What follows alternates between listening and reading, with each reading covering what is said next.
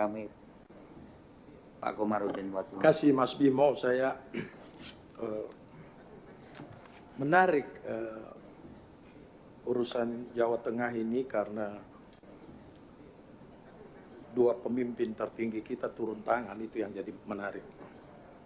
Saya teringat teori ikan busuk oleh Profesor Dr. Sehetapi, ahli hukum Universitas Airlangga. Profesor bilang begini, kalau ikan itu busuk, mulai dari kepalanya. Ini profesor bilang, dan itu bisa diuji, ikan itu busuk memang mulai dari kepala.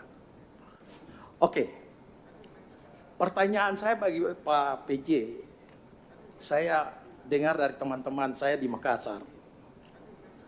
Kebetulan istri saya orang Makassar, jadi mereka cerita Bapak itu memang orang yang patut menjadi contoh teladan. Dan saya sangat berharap di tangan Bapak urusan ribet di Jawa Tengah ini bisa diselesaikan itu. Saya putar dulu satu sekretariat supaya memandu kita. Mungkin kita banyak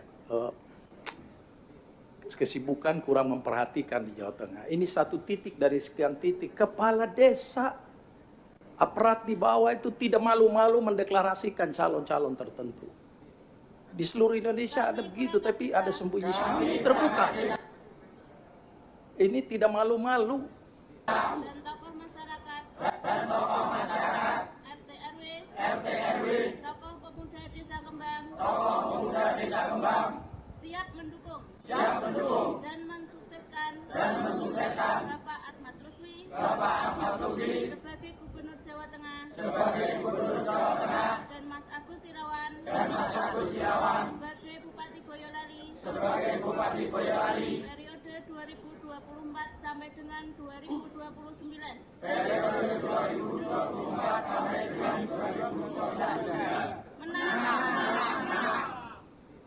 Itu satu cukup. Itu satu titik dari sekian titik yang terjadi di Jawa Tengah. Dan menurut catatan saya agak rajin untuk memantau di YouTube urusan pilkada seluruh Indonesia. Itu Jawa Tengah memang yang paling banyak.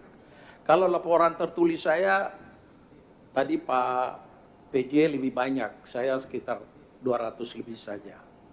Dan semua laporan lengkap.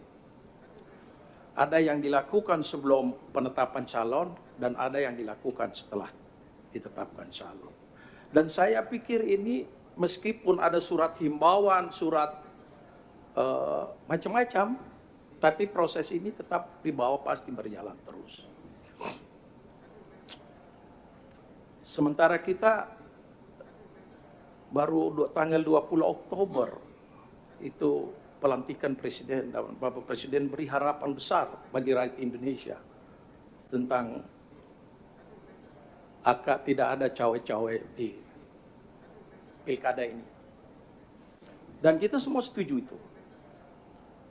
Demokrasi menunjukkan peradaban sebuah bangsa. Jadi bangsa ini diuji beradab atau tidak beradab ini dari pilkada langsung ini nanti. Kita lihat masih lebih baik atau lebih buruk. Karena 26 tahun itu waktu yang cukup lama untuk menata demokrasi Indonesia. Sejak reformasi sampai hari ini. Tapi kok pilkada ini tambah jelek gitu. Pak, saya kebetulan dari Papua. Tadinya saya pikir, mungkin di Papua jauh dari pusat ibu kota yang keadaan seperti begini. Ternyata di Semarang yang ada di samping ibu kota negara yang kacamata seluruh dunia lihat itu jadi lebih parah lagi.